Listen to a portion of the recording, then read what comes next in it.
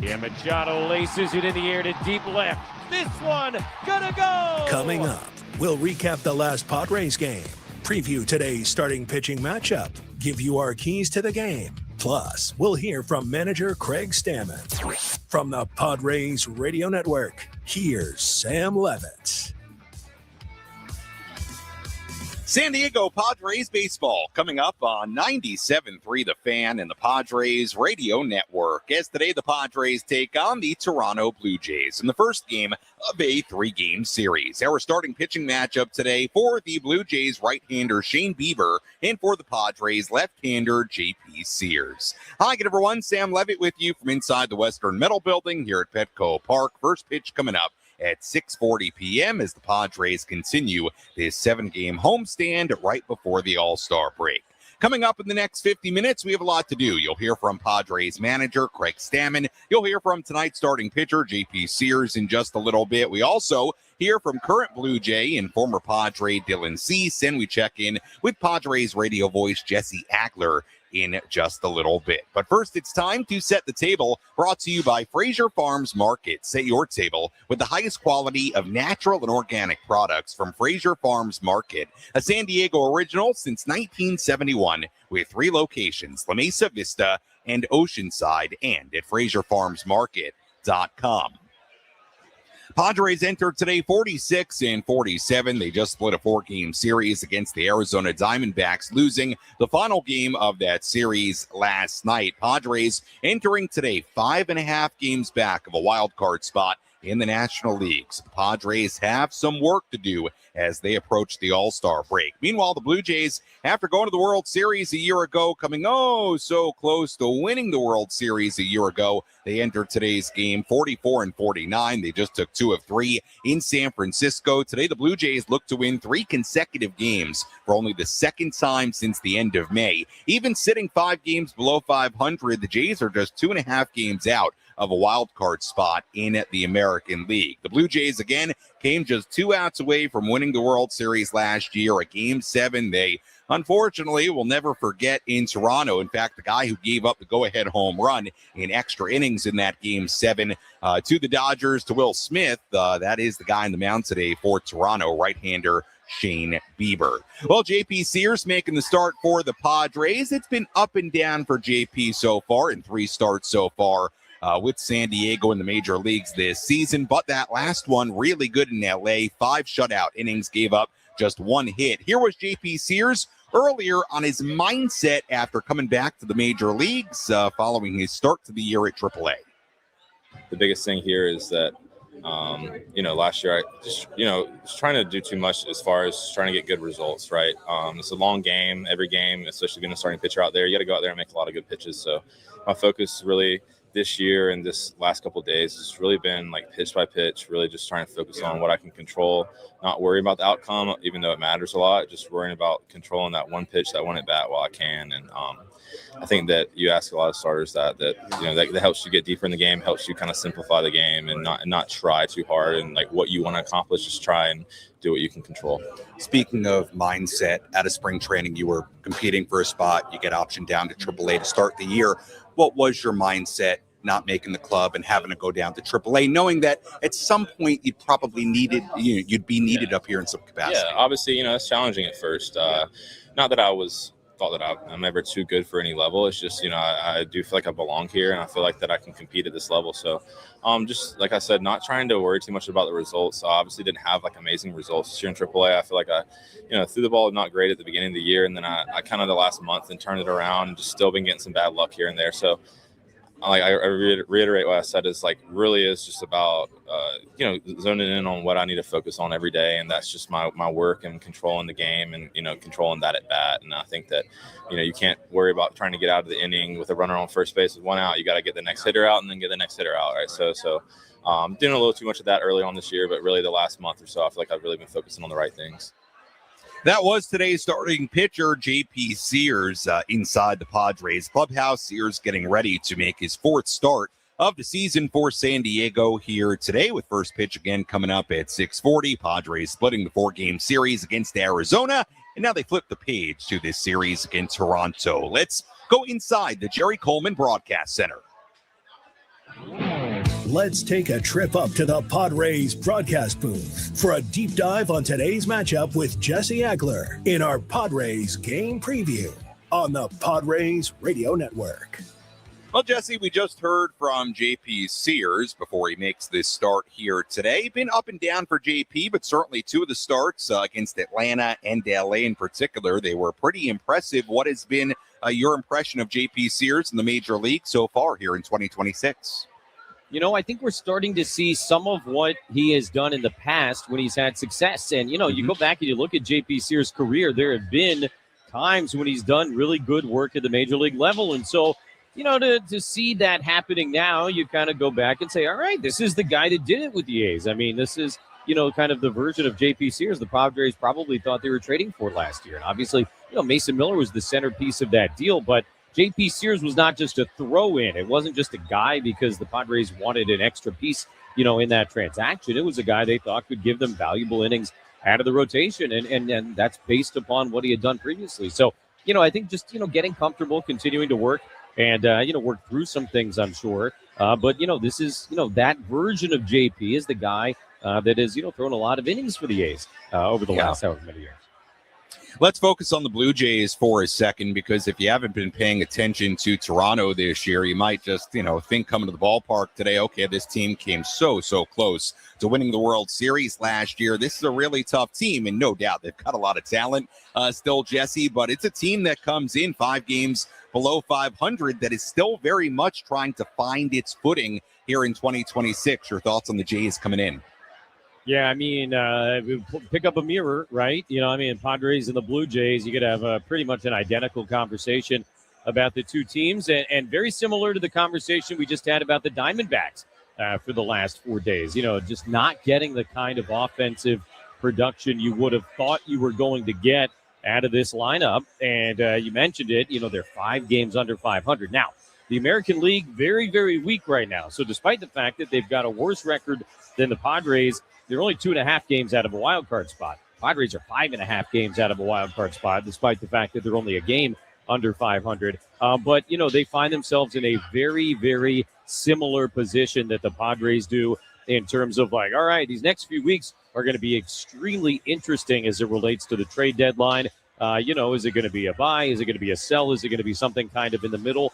That's certainly not determined for either one of these teams. But, you know, you look at Vladdy's numbers, you look at Fernando's numbers, you know, you kind of go up and down, you know, with some of the big names in both of these lineups, and there are an awful lot of similarities. The Jays, of course, you know, are coming off of a heartbreaking 7-game World Series. So, you know, a little bit of a different scenario, perhaps. I don't necessarily want to say there's a hangover, you know, from the World Series for them, but they had a lot of extra miles on them, you know, from the end of last year that perhaps could go, you know, at least to some extent to explain what's going on with them this year. But certainly not getting the offense that you would have expected from them. Jesse, to focus on the starting pitcher today for Toronto, right-hander Shane Bieber. He was hurt to start the year. He'll make his 4th start of the season here tonight against the Padres. And it was interesting, Craig Stammen brought up Pregame, kind of a similar guy to what they faced yesterday in Merrill Kelly. As we know, offensively, it didn't go particularly well in yesterday's game against Arizona. But with the way Bieber's pitching, you would hope that the Padres can do a little damage against him, because he's certainly right now coming in not in that prime Bieber form. Yeah, I mean, look, he's a guy that's won a Cy Young Award, but also he's a guy that, you know, has been mostly hurt the last 3 years. He had Tommy John surgery. They thought he was going to be full go at the beginning of this year. The elbow started barking in spring training, didn't make his first appearance of this season until just a couple of weeks ago. So, you know, really just starting to get his sea legs. And as you've kind of noted, it has not gone well for him so far this year. I suppose that's obvious with the 9 ERA after 3 starts. Gave up 7 runs his last time out in Seattle last weekend. Breaking balls have been a particular problem for Bieber. Opponents are hitting over 550 against his breaking balls in the 3 starts. But he is a guy that, you know, you've seen him at his best, and you know what he's capable of at his best. And when anybody has had kind of the elongated injury problems as he has, you sort of know that at any moment it can kind of click back into place. I suppose that's probably what they're waiting for on the Toronto side. And from the Padre perspective, you hope it's not tonight, and that, you know, if you can maybe get to him early, you start to punish him a little bit, and you hope that it snowballs the way it has the last couple of times he's been out there. All right, Jesse, good stuff as always. We'll talk to you and Tony coming up at 6:30 as the Padres open up this series against Toronto. Thanks so much. You got it, Sammy. That is Jesse Ackler joining us on our EcoWater SoCal Padres pregame show here on the Padres Radio Network. Again, first pitch coming up at 6:40. We send things out to Jesse and Tony in just about 40 minutes as the Padres open up this series against the Blue Jays. When we come back, we'll hear from Padres manager Craig Stammen. We also take our first look at the Padres lineup in this one here today. Much more to do as we walk you up towards first pitch on a gorgeous Friday evening here in downtown San Diego. You're listening to the Padres Radio Network.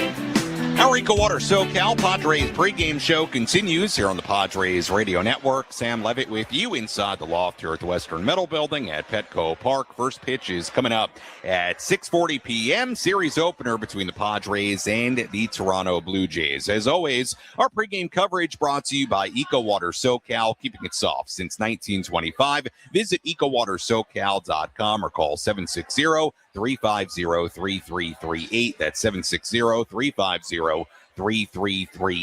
A look at the Padres lineup today looks like this. Fernando Tatis Jr. at second base leading off. Jackson Merrill in center field batting second. Xander Bogaerts at shortstop batting third. Manny Machado at third base batting cleanup. Gavin Sheets in left field batting fifth. Ty France at first base batting sixth. Miguel Andujar, the DH, batting seventh. Jace Bowen in right field batting eighth. And Rodolfo Duran is doing the catching and batting ninth, with left-hander J.P. Sears on the mound for San Diego. Right-hander Shane Bieber on the mound today for Toronto. With all that in mind, let's hear from Padre manager Craig Stammen before this series opener. Let's pull up a seat in the manager's office and hear from Padres skipper Craig Stammen. Served up by Sinley Food. If you've had better chicken, you must be a rooster. Last series of the first half, It's kind of been a weird up and down kind of first half. Just kind of give us your overall assessment of how things have gone through the first part of the season here. Yeah, I think started off pretty, tough here at home, and then we got on a little bit of a winning streak. Thought we had kind of the ship going in the right direction. Then we've just had to manage just a tough stretch right here. But opportunity to finish off this homestand with the winning homestand, finish this series with a winning series before we go to the All-Star break. Very important series for us to get us some momentum going in the second half. I feel like it's almost kind of been 2 steps forward, 2 steps back for a lot of the year. Like you can't really find that consistency to put together a winning streak. Yeah, I mean, we had a winning streak early, but, whenever you're playing 500 ball, that's kind of what it is. You win a couple, lose a couple, sweep a team, get swept by a team kind of stuff. So the thing is we've hung in there amidst a lot of injuries and not great performances at times. And so hopefully that bodes well for the second half of things to even out in our favor. JP's last start, obviously really good. How does he replicate that here? Yeah, same thing as what he did last time, and the biggest thing is him throwing strikes. It sounds easy, just throw it over the plate, but it's more about throwing quality strikes and executing pitches. We've seen that in 2 of the 3 starts. He's really executed a lot of his pitches, executed his sweeper, his cutter, backdoor, the changeup down and away to the righties, and then the high fastball, which is always kind of his most effective pitch. So he gets those pitches in the zone, starts locating where he wants to. He's going to have a good start. It's always important to have off days, but you both probably went 4 for off days next week. Just how important it is to just like we said, take a little bit of time off, disconnect, and then just get back in the second half. Yeah, it's always good to get a few days off, take a breather, and most people work all week and then they get the weekends off. We don't have the luxury of having that. The All-Star break is something that gives us a little bit of reset. It's always a good reset within the season. You can put the first half behind you and look forward to the second half of a little bit shorter time period and one that's leading up to the playoffs. And, we've got our work cut out for us, but I think the guys, just talking with them and the way they're thinking about the season, they're excited for the second half and know that there's a lot left on the table for them. What kind of challenges does a guy like Bieber present? He's been there, done that, not at his best moment right now, but still has enough resources to face the final. Yeah, former Cy Young Award winner and, similar to the pitcher we faced last night for the Diamondbacks, Merrill Kelly. They've got really good changeups. They can move the ball around the zone and can, throw the fastball to the corner. So we've got to be, dialed in on our approach against him today and lay off his good pitches and try to get the ones over the middle and hit them. Xander's been struggling to play. He's also been hurt a lot lately. What's the thinking behind putting him there? Injury? Yeah, he's had a little bit of a tough stretch here the last couple of months, but trying to give him a little confidence boost and a place in the lineup. He's hit a lot of times in his career and done very well there. So, just trying to mix it up and see if we can get one of what we think is our best players, get him going. What have you kind of seen during the stretch where he struggled? What is it going to take for him to get out of it? Yeah, he's been frustrated. He's the other day he was talking. He's like, I'm trying to hit the ball to right field, and I physically feel like I can't. And it's just like he's battling his swing right now, battling his body, battling his mind, all those kinds of things. And we're trying to get him to just, hey, go back and play baseball, play like you did when you were in Aruba and you became this big prospect and took the Red Sox to the World Series. So just because you're 33 or whatever years old you are doesn't mean you can't act like a kid and play like a kid. This guy who we've seen, he works hard. And I think people don't see him on a Friday night after a game going back in the batting cage to figure things out. Can he almost put too much into it? Like he needs to almost physically take a step back and kind of reset his brain? Because he seems like a total grinder. Yeah, he is a total grinder. He's a very hard worker. He's very in tune with what's going on, and he's very honest with what's going on too. And that's what the All-Star break's for, a little time away. So it's hard to tell players hey, don't work as hard. That's against everything in our intuition. But, if you're working smart, and doing the right things, there's nothing we can say about that. That was Padres manager Craig Stammen earlier today inside the Padres dugout. We'll hear more from Craig on our post-game coverage coming up later on this evening. Sam Levitt back with you inside the loft here at the Western Metal Building at Petco Park as we get ready for first pitch. Coming up at 6:40, game 1 of this 3-game set between the Padres and the Toronto Blue Jays. Let's take a quick look at who's hot, who's not. Which player is locked in at the dish? Who needs to step up their game? This is Who's Hot, Who's Not. Presented by ASAP Drain Guys and Plumbing. a division of Anderson Commercial, your full-service plumber serving San Diego County. One guy in the hot category, one guy in the not category today. Fernando Tatis Jr. will put him in the hot category. He's 9 for 25 in his last 6 games. That's a .375 batting average, 3 doubles, 2 RBIs, 3 stolen bases in that span. For Fernando, Ty France has not been in the lineup for a few days, and part of the reason why could be he's cooled off quite a bit. Ty is only 1 for 16 in his last 4 games, but France back in there today playing first base and batting 6th. The quick look at who's hot and who's not. A lot of headlines today from around the major leagues. Let's take you around the horn. Let's examine the most important news and the latest information you need to know in the world of Major League Baseball. Sam Levitt takes you around the horn. Presented by Valley View Casino and Hotel. Get ready for Major League winning when you join Valley View Casino and Hotel's Players Club and receive over $200 in free instant offers. Visit valleyviewcasino.com to learn more today. Well, some pretty significant news about Shohei Ohtani in the All-Star game. Ohtani scratched from his scheduled start today due to continued irritation in his left knee, the Dodgers said. They made the announcement roughly 6 hours before he was slated to take the mound tonight. Ohtani will still serve as the Dodger designated hitter for their weekend series against the Diamondbacks, but he will not go to the All-Star game. He'll have some treatment instead during the All-Star break. So Ohtani not pitching tonight and not participating in the All-Star game festivities next week in Philadelphia. The Red Sox apparently had a nightmare travel scenario. They were grounded for nearly 24 hours due to a pair of mechanical issues on their team plane. They finally got to Citi Field on earlier this afternoon, a little bit more than 2 hours after or I should say, 2 hours before the scheduled first pitch of their series opener against the New York Mets. How about this? The Red Sox apparently got to the ballpark today at 5:05 p.m. The start of the game was pushed back 35 minutes to 7:50. So a nightmarish travel scenario, and the Red Sox getting to the stadium, getting into town just a couple hours before they were scheduled to play. Infielder J.J. Weatherholt, the rookie for the Cardinals, he's in an agreement on an 8-year, $112.5 million contract extension that locks up the National League Rookie of the Year favorite with one of the largest guarantees in Cardinals franchise history.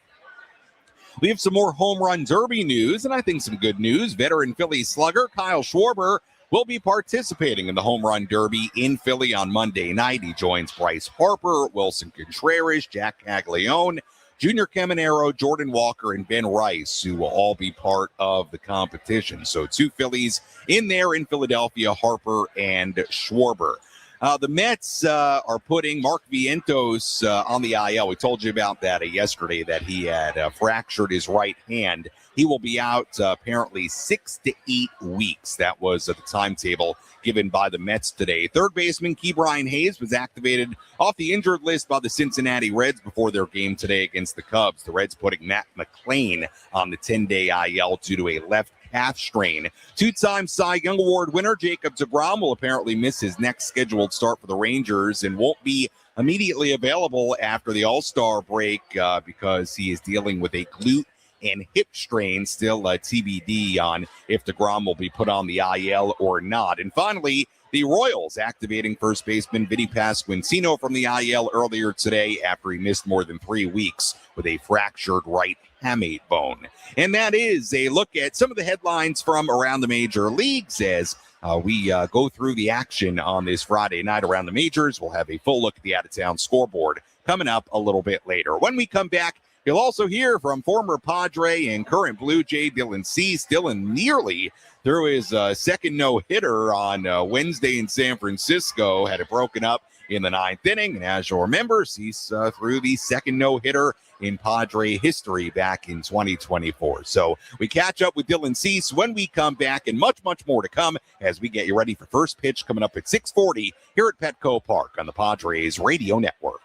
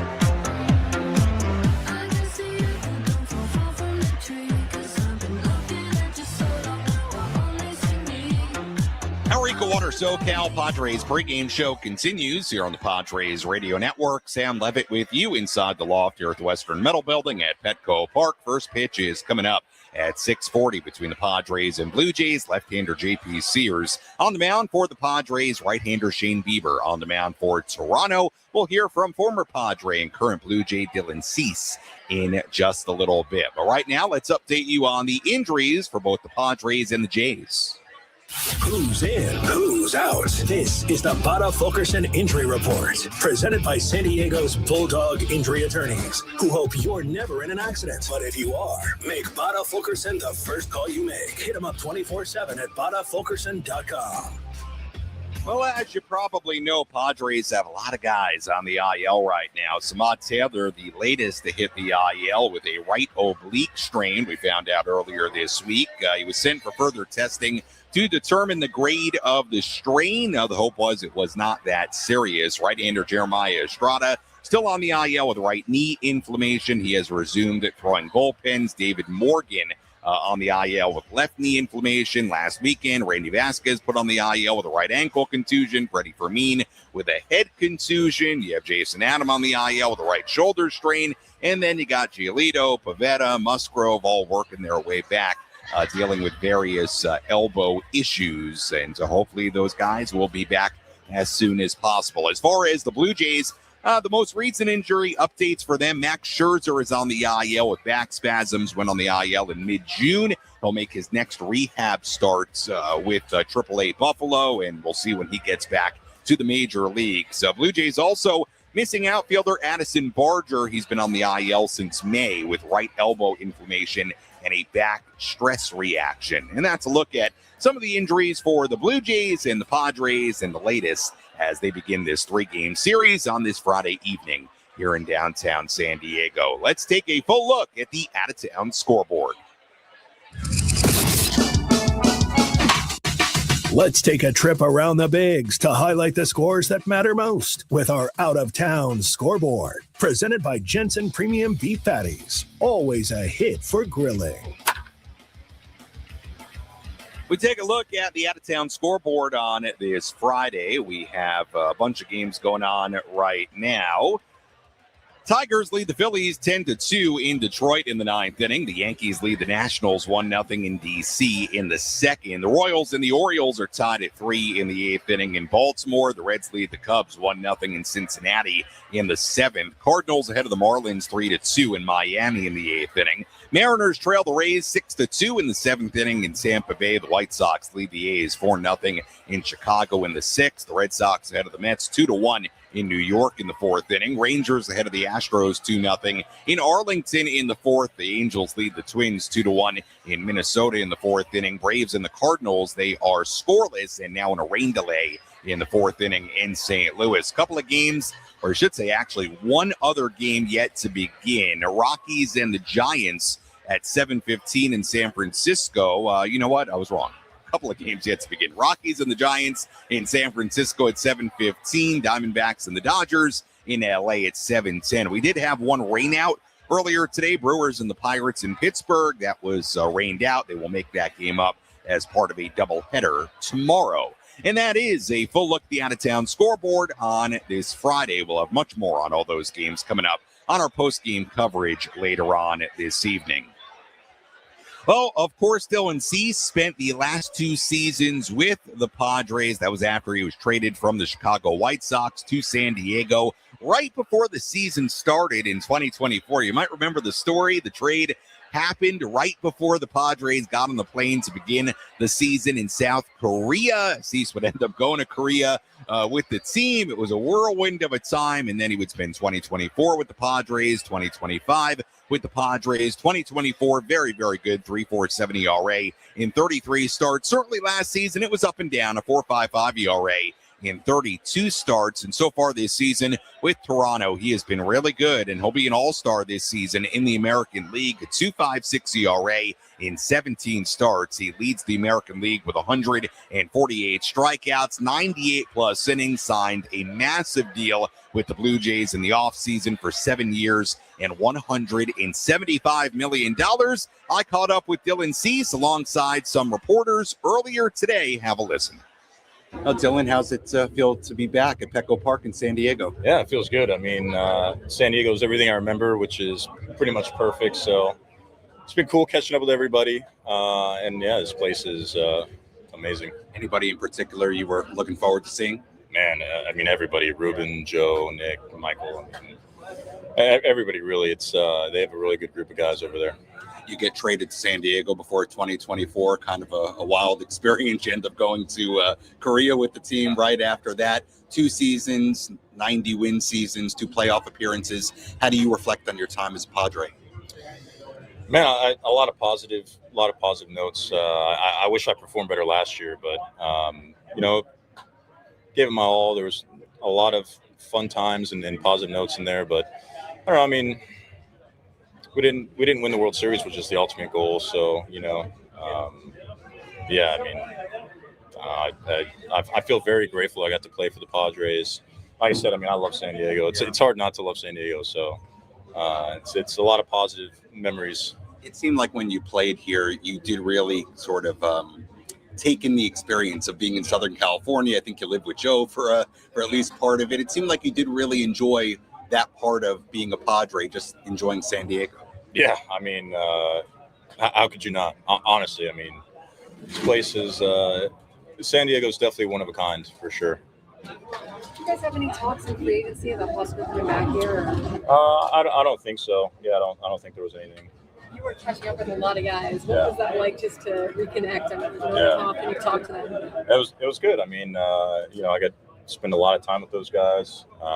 It's always fun catching up. I feel like you talk and an hour goes by and you still got an endless amount of things to talk about. So really cool to see everybody, and I wish them a lot of success. You've been doing so well with Toronto this year and first-time All-Star, right? What's been working for you so well here? I'm executing well, using pitch mix better, and I think just hopefully you guys can hear me with this, but I don't know. I think I'm just mixing well and throwing strikes, honestly. Mike was said he was going to text you Wednesday night about not getting pitch selection.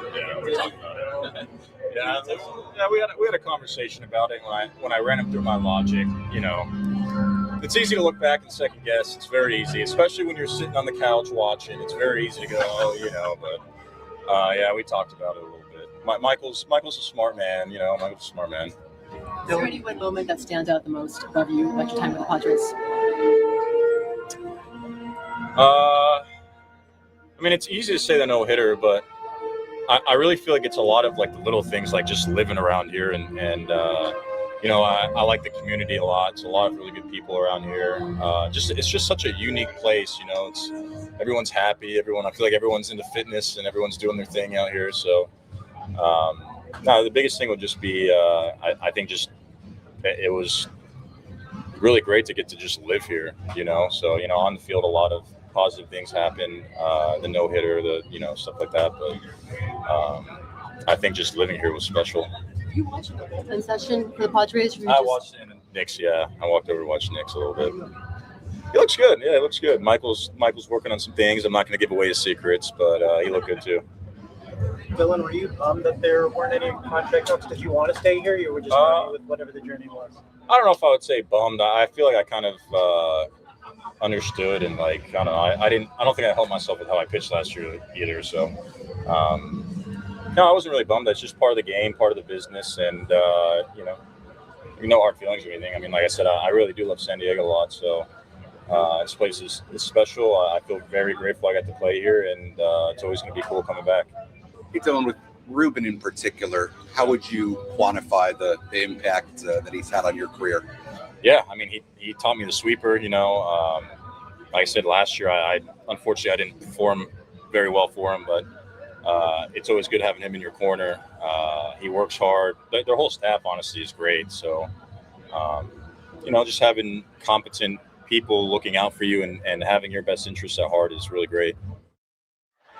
That was Dylan Cease earlier inside the Blue Jay dugout, and Dylan Cease not pitching in this series for the Toronto Blue Jays. Again, had that great outing in San Francisco on Wednesday, came 3 outs away from pitching his second no-hitter of his career. Took that no-hitter against the Giants into the 9th inning. And, of course, Dylan Cease throwing the no-hitter in Washington for the Padres back in 2024, the second no-hitter in franchise history. Sam Levitt back with you inside the loft here at the Western Metal Building at Petco Park. First pitch is coming up at 6:40 p.m. A lot of people already here inside the loft enjoying their pregame drinks and all the great food they have here at Petco Park on what is, of course, a City Connect Friday night. Padres will be wearing their City Connect uniforms tonight. How about this? Let's do something a little fun today on the pregame coverage, because I got to tell you right now, I am hungry, like really hungry. I cannot wait to eat dinner. I barely had anything to eat today. So this is what I want you to do, okay? You can either tweet at me on X at Sammy Lev, SAMMYLEV. Instagram DM's open as well. Sammy Lev there too. You can also comment on the 97.3 The Fan YouTube stream. Let me know, what do you want me to dine on here at Petco Park tonight? What should I go get? I am taking your suggestions. I've had a lot of the food here. I probably had what you're going to suggest, but you never know. What have you liked this season? Hit me up on social media, and I'll go get something that you suggest. You have control of the menu here tonight. How about that? All right, let's get back to the baseball and give you our keys to tonight's game, this series opener between the Pods and the Jays. How will the Padres unlock a win today? These are the keys to the game. Presented by Rock and Block Turf and Hardscapes. Beautiful artificial turf that stays green all year long. Trust and experience. The job isn't done until it's done right. See them at rockandblocklandscape.com. Now, the first three keys here, we're going to focus on some of the hot Blue Jay hitters. So one of the guys to keep an eye on in this game, the leadoff man for Toronto, Ernie Clement. He's hitting .327 in his last 13 games. He's gone 27 consecutive plate appearances without a strikeout. He's a good player, good hitter, .297 batting average on the year. So controlling Clement at the very top of the Toronto lineup, that is key number one. Key number two, don't let Vladdy heat up. Vladimir Guerrero Jr. homered Wednesday in San Francisco, his first home run since June 18th. He's still hitting just .160 with 12 strikeouts over his last 13 games. Make no mistake about it, it has been a really rough year for Vlad Guerrero. He's played in 88 games. He's hitting .262, but he's got 5 home runs. That's it. I mean, there's been so much focus on Fernando not hitting home runs, but Vladimir Guerrero Jr. has very much been in the same conversation in that sense. So don't let Vladdy heat up here tonight and in this series. It's been a rough year for him, but as we know, one of the better hitters in baseball, and he could go off at any moment. Key number 3 is don't let Okamoto crush him. Kazuma Okamoto has 6 home runs in his last 16 games. Now has 21 on the season. He's now one shy of Shohei Ohtani for the Japanese-born rookie record. Ohtani hit 22 home runs for the Angels in 2018. Key number 4, Fernando and Manny got to keep on producing. Let's begin the conversation with Manny. He hit the home run yesterday to right field, his 19th home run of the season. Machado has recorded an extra base hit in 18 of his last 25 hits, 20 RBIs, 17 walks, 16 runs scored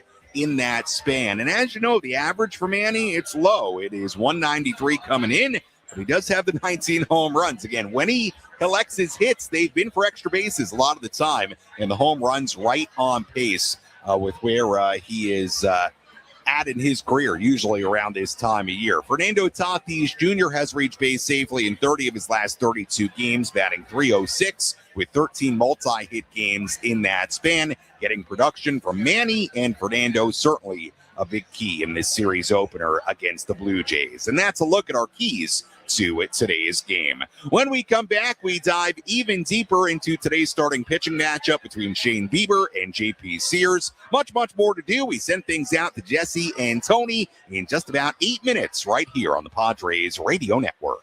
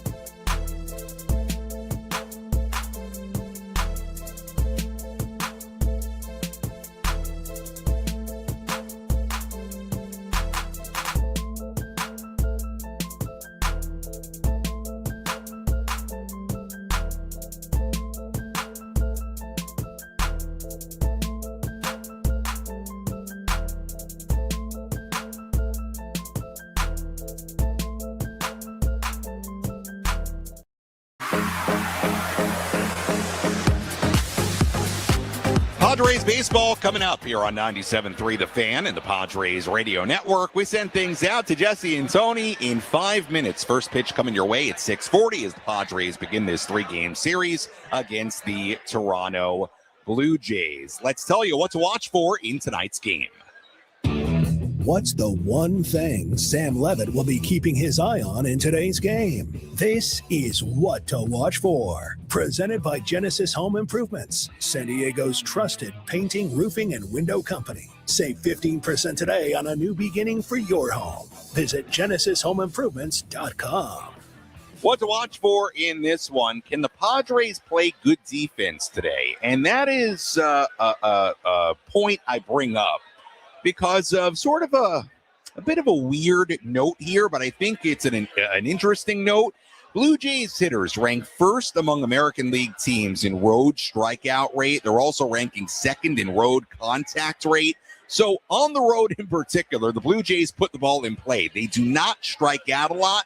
So when a team puts the ball in play, what does that mean? If you're the opposition, you got to field it cleanly and you got to play good defense. So can the Padres play fairly spotless defense both here tonight and in this series? That's what to watch for. Now let's dive into tonight's starting pitching matchup. Let's break down how today's starters are shaping up with our starting pitching preview. Brought to you by Harrah's Resort Southern California and the First Down Sports Bar in Funner, California. Don't just watch the match, experience the glory. Head to Funner for every World Cup match to enjoy stadium-level energy and amazing specials at the best sports bar in SoCal. On the mound for the Blue Jays, right-hander Shane Bieber, 31 years old. He's 0-1 with a 9 ERA in 3 starts this season. 13 innings, 20 hits given up, 6 home runs allowed a career-high tying 7 runs in just 4 innings against Seattle on his last start. Bieber didn't make his 2026 debut until late June after dealing with elbow inflammation during spring training. He grew up in Orange, California, graduated from Laguna Hills High School, went to UC Santa Barbara. This will be his first ever start at Petco Park. Meanwhile, left-hander JP Sears on the mound for San Diego. 3 starts so far in the big leagues this season. 1 really good, 5 2/3 innings, 2 earned runs given up. The next one, not so good, 4 2/3 innings, 6 earned runs given up. And then he had a really nice start in LA against the Dodgers, where he went 5 shutout innings. So hopefully a repeat performance from JP Sears here today. We'll see how it goes in this series opener against the Blue Jays. When we come back, we have the full starting lineups, first pitch, and all the play-by-play. I'll talk to you on our post-game coverage. You're listening to your home for San Diego Padres baseball, 97.3 The Fan, and the Padres Radio Network. Enjoy the game, everybody.